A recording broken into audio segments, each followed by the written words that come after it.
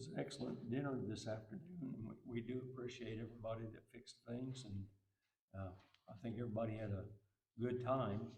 And, you know, usually on a potluck dinner like that, you see one or two plates that are not very full, but you know, everybody's plate that I saw, and there may have been somebody that didn't fill their plate, but most everybody I saw filled their plate very, very, very well. So I think everybody enjoyed the potluck, and we do appreciate it. I wanted you to know. Remember, in this part of the Sermon on the Mount, Jesus provided us a thesis.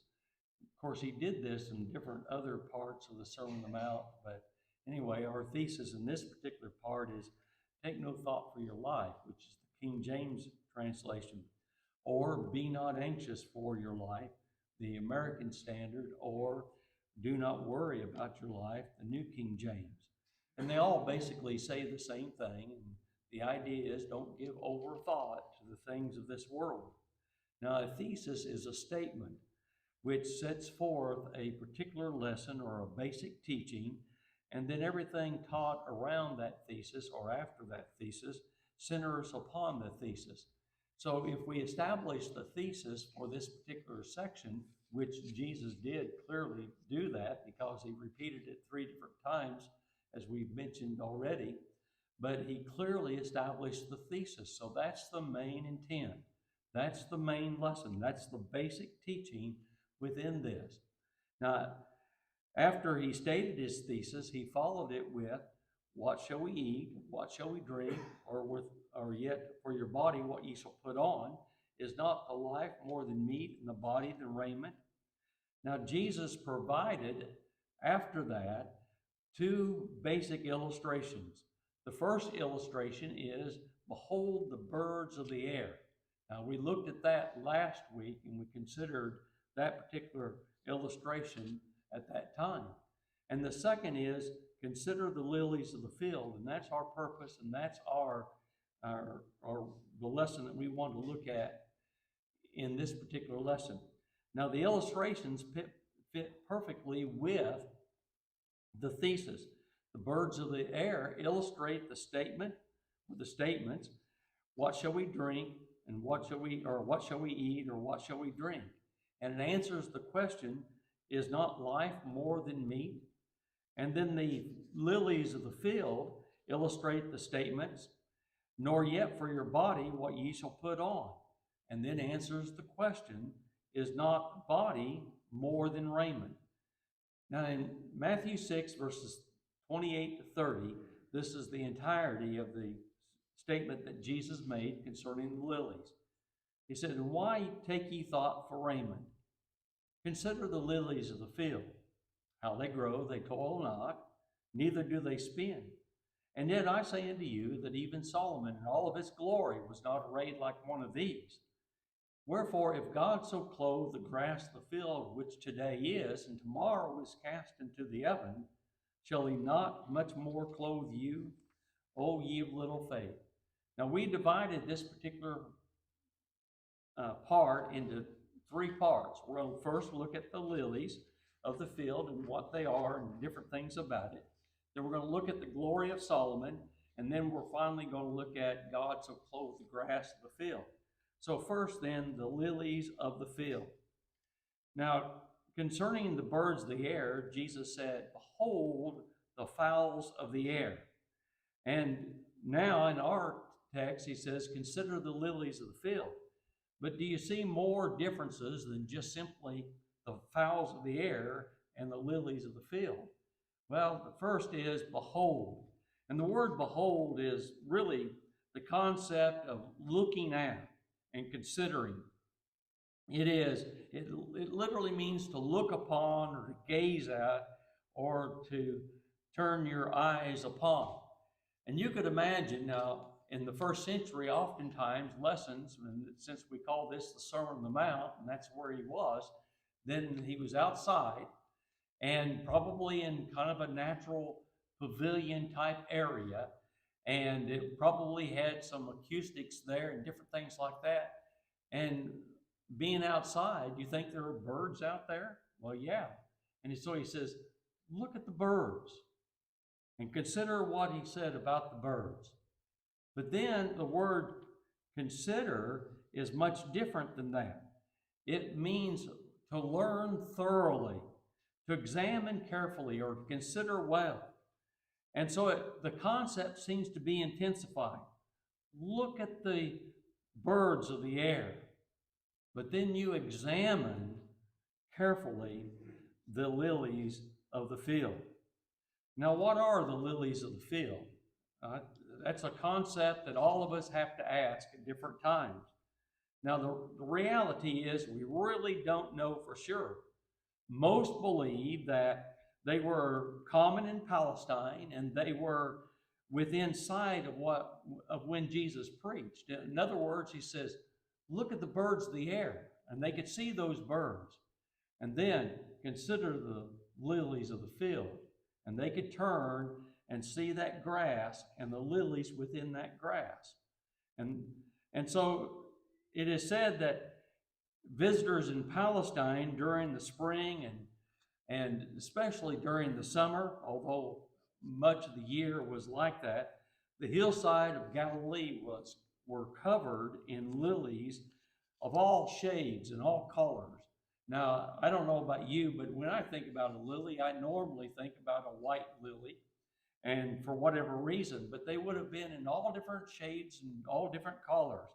And so what really the lilies of the field were probably what we would call wildflowers. Now, wildflowers grow in different places in the world, and different places are known for their different types of wildflowers. When I was growing up in Kansas, I remember seeing fields of sunflowers. Now, I'm not talking about the big old, the type that people cultivate, the big type sunflowers. I'm talking about the little sunflowers. And we'd drive down the road and you would see these fields with wild sunflowers in them.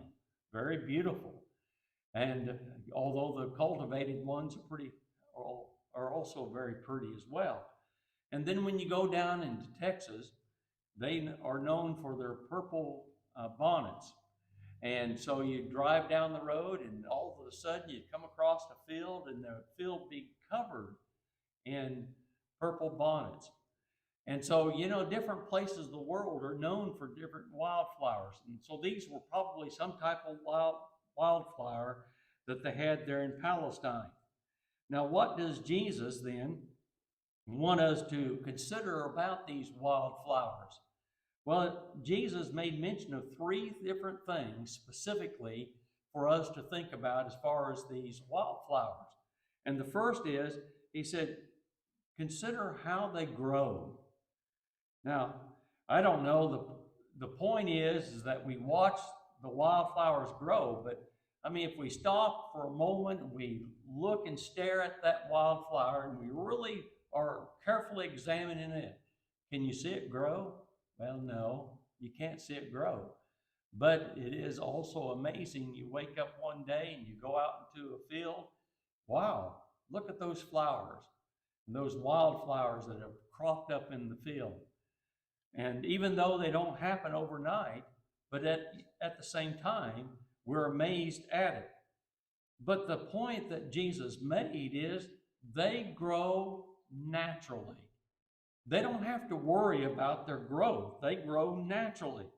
No humans, no animals are caring for them or cultivating them, and yet they get the natural nutrients to help them to grow and to become these beautiful blossoms.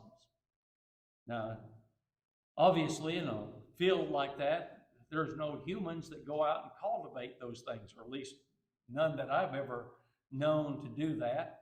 Although I do know that sometimes in natural reserves, even though they call them natural reserves, somebody's gone out there and cultivated those fields in order for those wildflowers to grow up.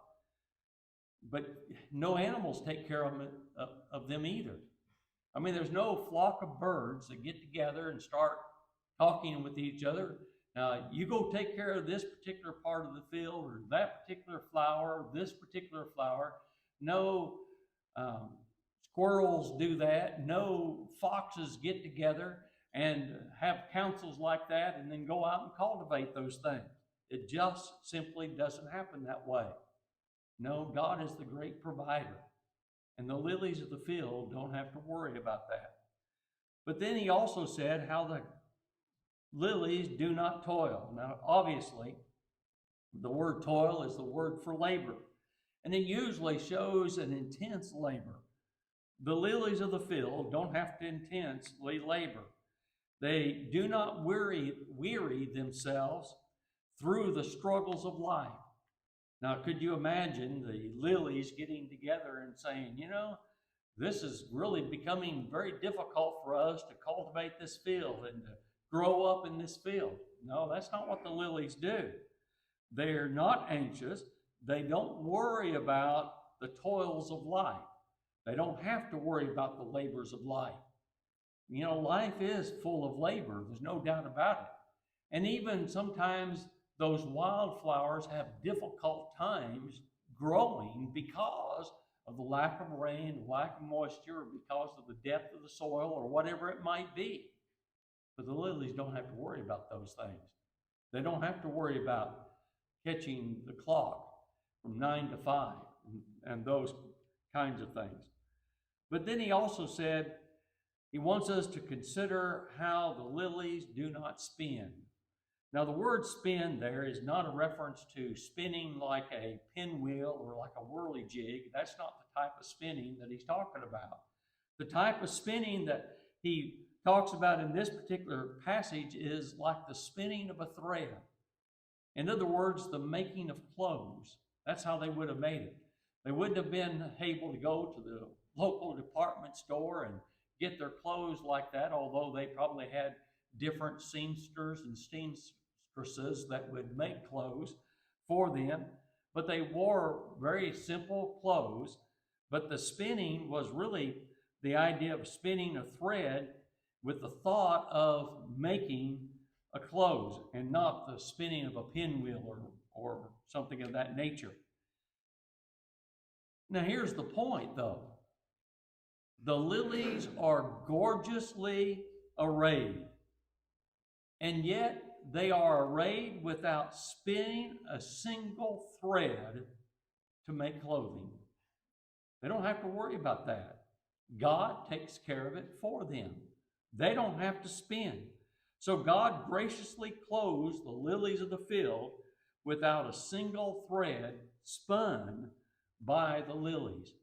Now, this does seem to go in a succession here. They grow wild, but a part of their growing wild is their lack of labor. And when things grow wild, they don't have to labor. So they just grow wild. So they lack labor, and since they do not labor, they do not spin a thread in order to make clothing. And so it's in a succession. Now, the second thing that we want to consider is the glories of Solomon. In verse 29, Jesus said, "And yet I say unto you, that even Solomon in all of his glory was not arrayed like one of these." Well, Solomon was one of the wealthiest people of all the world, and probably one of the wealthiest of all times. And he was probably the most magnificent king in Israel. But more fitting with this lesson is Solomon's wealth. And he was one of the wealthiest, if not the wealthiest, king in Israel. In our mind's eye, can we not imagine the royal apparel, the regal robe that he wore? I think probably most of us can, and it's described in some different ways within Scripture. Can we picture in our mind his palace? And probably we get some concept of some ancient king and the palace that we've seen within those pictures of the ancient king. And his palace was made of cedar from Lebanon, cedar type of wood that was known to grow in Lebanon. And if you remember, David actually hired Hiram, king of Syria, to bring down logs and Solomon also did this. And they would harvest the cedar logs in Lebanon, take them over to the Mediterranean Sea, and float them down the Mediterranean Sea and haul them over to Jerusalem. And you can imagine all the cedar that was made there. Now, cedar is not known to be super hard, but it works very beautifully. But it is also known for its fragrance. But most of Solomon's temple and his house was overlaid with gold. And his furniture, much of it was made with cedar, overlaid with gold.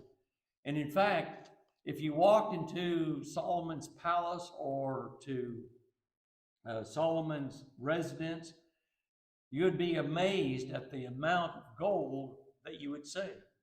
I don't know if you've ever seen anything that was overlaid with gold that was quite large, but in the middle of downtown Kansas City, Missouri, there's a big cathedral in the downtown area, and the cathedral has a dome on top of it, much like a state building or Capitol building in a lot of different states. It's a dome, and it's overlaid with gold. And you know what? It never tarnishes. Unlike, now we've all seen domes of different other buildings, but this thing never tarnishes, and it's amazing when you see it, how it glitters. Well, that's the way Solomon's temple was. And like I said, even his furniture was overlaid with gold. And in your mind's eye, you could probably see the precious jewels that he had. Probably jewels around his neck, jewels and gold chains and different things like that, rings on his finger. And you could imagine the mass of wealth that he had treasured up in his storehouses. Well, when the Queen of Sheba heard of the fame of Solomon, this is found in 1 Kings chapter 10, she went to see him. Now, the Queen of Sheba was not a small nation. It was a fairly large nation at that particular time. And the Queen of Sheba would have been lavishly rich as well. But she heard of the fame of Solomon and she went to him. But the text says that when she saw his wisdom, his attendance, and all that he had, in verse number 5, the text says, there was no spirit in her. In other words, she was so overcome with astonishment, she had no spirit. Now, some have said that she passed out or something like that, and that's not what that's really talking about. It's just simply, you've been in places that you've seen things and you just, wow. I can't believe how glorious this is. And that must have been something like what the Queen of Sheba saw. Well, consider the income and wealth of Solomon. The Queen of Sheba alone. Now, she was probably only one example of somebody that came to visit and brought wealth with her. But she brought 4.5 tons of gold. Now, Brother Bill was talking about this very thing on Wednesday, and I think it was even that particular day I looked up what the price of gold was. And the price of gold on that particular day was $1,965.80 per ounce. Now, we're talking about 4.5 tons, approximately 4.5 tons of gold. Now, that is 158 or almost 159,000 ounces. Now, that totals out to be about $312 million. That's what the Queen of Sheba gave to Solomon in gold. But gold was only a part of what she gave. Well, then not only that, his annual income from taxes was approximately 25 tons of gold. 25 tons. That's 1.7 billion, not million, $1.7 billion worth of gold in our market today. Wow. Solomon was so lavishly arrayed, and yet the lilies of the field, Jesus said, excelled the glory of Solomon. Oh yeah, there were a lot of glitz and glitter and glam as far as Solomon was concerned.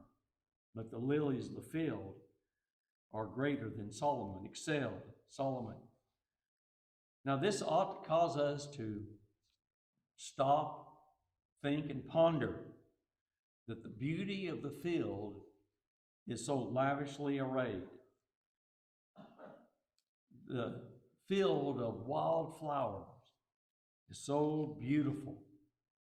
The form, the design, the beauty of a lily is beyond the ingenuity of man. Now there's another lesson to be grasped here. Most of us could not even imagine attaining the glory of Solomon. I mean, and in fact, I'm not sure that most of us really want to obtain the glories of Solomon. I mean, after all, Solomon was so wise of a man, and yet did it destroy him? Well, ultimately it did. And I think back, I heard this years and years and years ago, probably 30 years ago, where one preacher said, if you want to ruin somebody's life, give him $1 million. Give him $1 million. Now I heard one lady, one sister in Christ, she says, well, I'll try that. Well, now wait a second, sister. By you making that statement shows that you're covetous, and it's already started to ruin your life. You ever thought about that? I mean, wealth will ruin most people. And we can pray about it, but when in the end of the prayer we say, not my will, but thine be done. And aren't we thankful that God doesn't give us everything that we wish for? With his wealth far beyond anything that we could ever attain. However, even if we could acquire that wealth that Solomon had, the beauty of a simple, unworrying wildflower will surpass all the glories that we could purchase and would surpass the glories of Solomon. In our third point, we want to look at if God so clothe the grass of the field. Now this is found in Matthew 6 and verse 30, where Jesus said, wherefore, if God so clothe the grass of the field, which today is and tomorrow is cast into the oven, shall he not much more clothe you, O ye of little faith? Now how does God clothe the grass of the field? Well, he does so with wildflowers. That's the whole point. The flowers grow among the grass, and so he clothes the grass of the field with the wildflowers. Now this is God's creation. God did it at his creation. And in addition, not only did he create it, he sustains it. He sustains it by rain. He sustains it by the nutrients in the soil. He sustains it by the sunshine he provides. But nonetheless, notice the grass along with the wildflowers are temporal.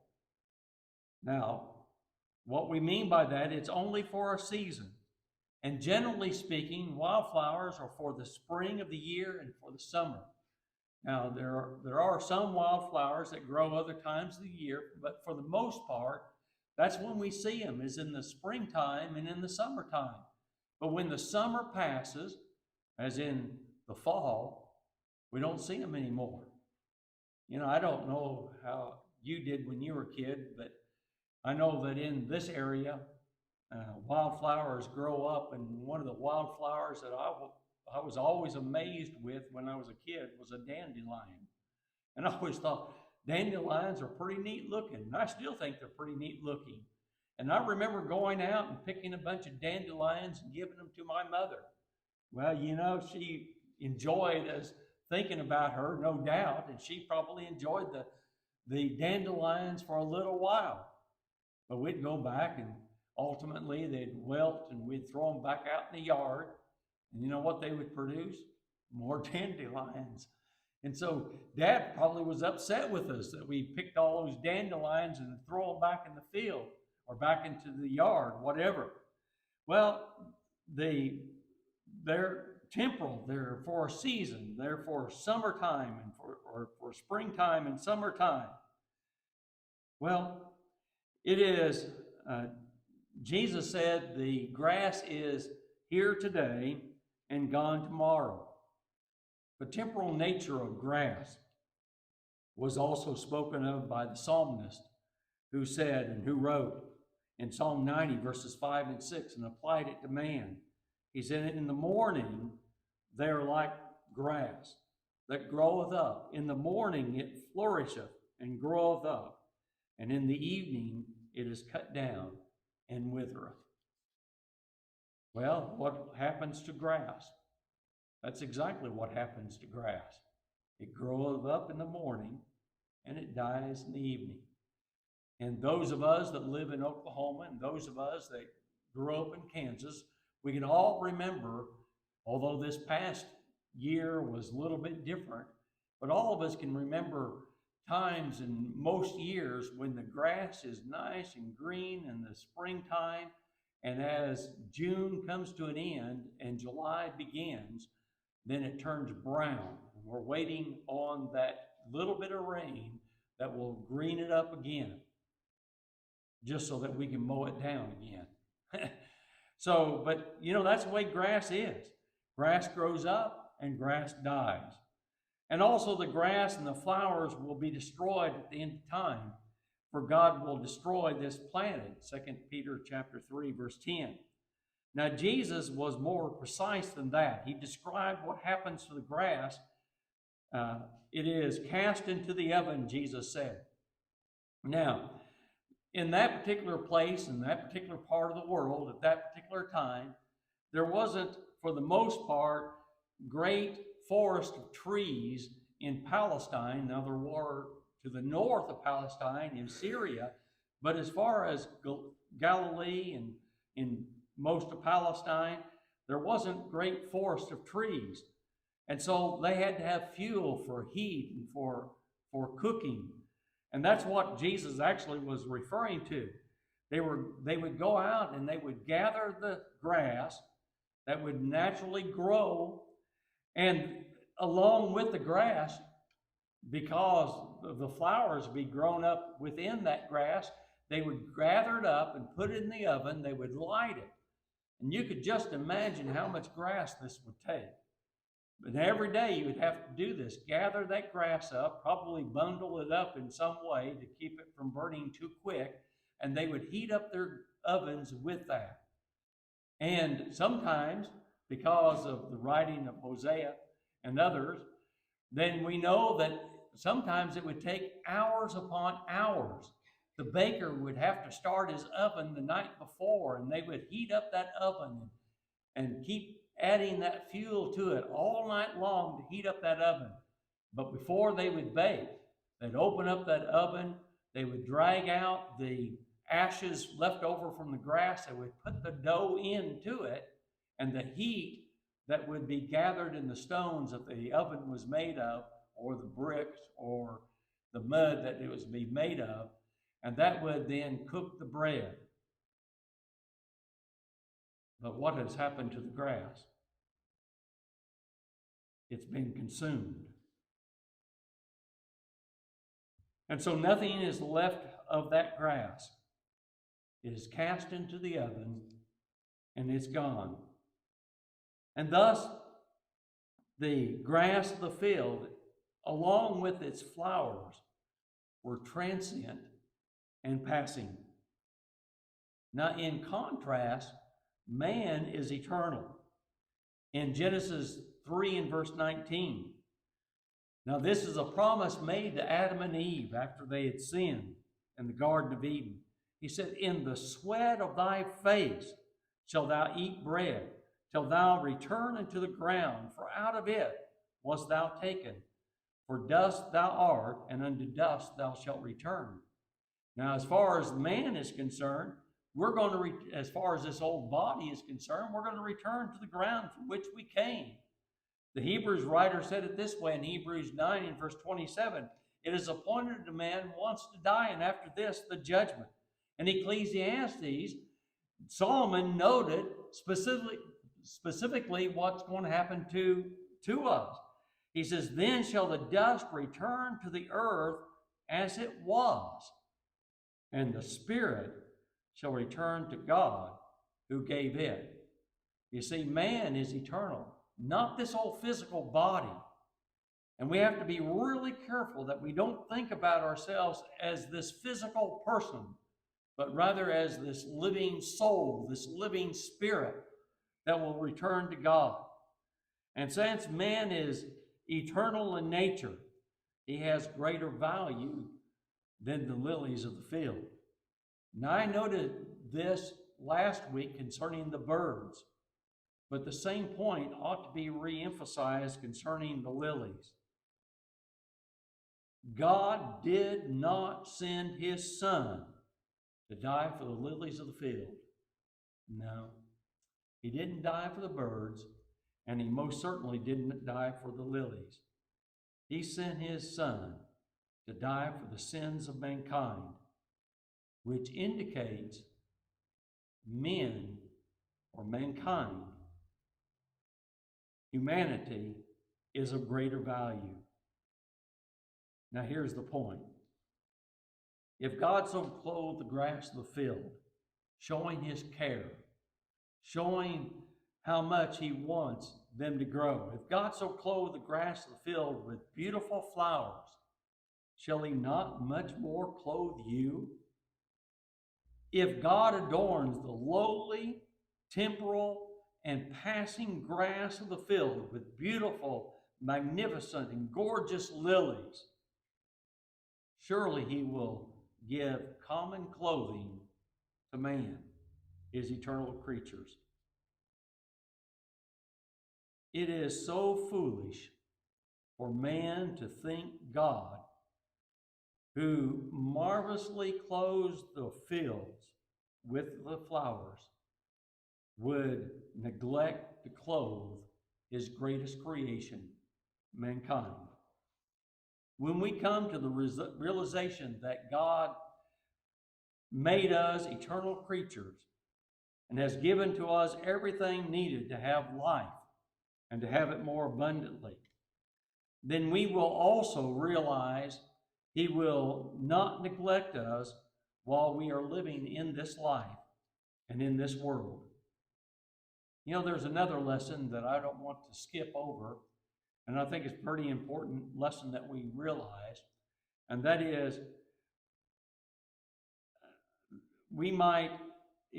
this might be in view of God so clothed the grass of the field with fleeting beauty, how foolish it is for us to be anxious over our own such fleeting beauty. You ever think about that? I mean, maybe he's making some deeper statement there than just the clothing. I mean, most of us are concerned with our fleeting beauty. And you know,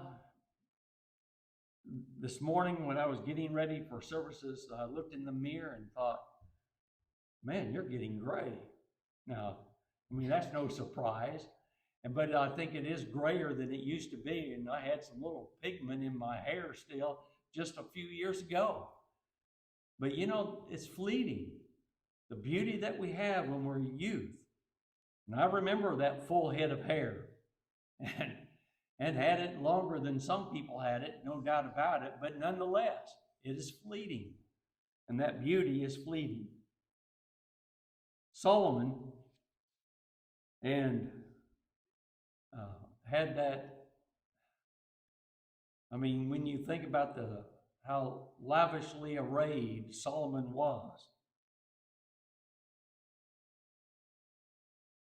and Solomon was so concerned with the things of this world sometimes Now, he was a wise man, and he was wisest among all men in his age. Now, don't think that he was the wisest man of all the earth of all times, because Jesus said there was a wiser than Solomon that was here, and that's Jesus himself. Who gave Solomon his wisdom? God gave Solomon his wisdom. Jesus is God. So God is greater than Solomon, and Jesus was greater than Solomon. But nonetheless, Solomon was concerned about his apparel, or he wouldn't have created all the different things that he created for himself. And someone has suggested Jesus gave more attention to clothing than any other necessity of life, of this physical life. And that's because people are anxious about such. We spend more time worrying about what we're going to wear. We spend time thinking about what others will see if we wear this or wear that. And we spend much time in thinking about, well, we've got to dress in our finest. Or if it's not in our finest, we think, well, we have to be in style. I mean, we can't be like Doyle and wear these great big old fat ties, and that's from the 1960s or whatever it might be, or the 1970s. We want to be in style. And even Doyle, to some degree, wants to be in style, to some degree, right? So we are afraid. We're afraid of what others might say. We are afraid that they'll see us and the way we dress. And they might see us out of style, or they might see us not in our finest clothing. But be that as it may, most of us are concerned about what we wear, and no matter what we wear, we will not be arrayed as beautiful as the flowers of a field. You ever think about that? There's no way that we can array ourselves like that. And even on occasions, what do we do with flowers? I mean, if you've ever been to a place like the Hawaiian Islands or Majuro or places like that, I remember they gave us a lei and put it around our neck. And then they'd give us different things that they made of flowers, and how beautiful they are. But even on occasions in the United States, don't we do that? Don't we give flowers to our mothers on Mother's Day? Or at least sometimes we do. Or on different other occasions we give flowers. Or have you ever been to a wedding and they give not only the bride and the family flowers, but even the men sometimes will give boutonnieres, and we'll array ourselves with those flowers. But they are fleeting. They do not last. Now, if God so clothed, magnificently adorned the grass of the field, why are we so worried about our own adornment? Are we not lacking faith when we are so anxious about what we eat and what we drink and what we shall put on? Life is more than just those things. Let us therefore grow in faith and trust in God, that we be not anxious for tomorrow. This evening we do want to offer the invitation. Maybe there's someone here that would like to respond to it. And if so, we invite you to come as together we stand and sing to encourage you.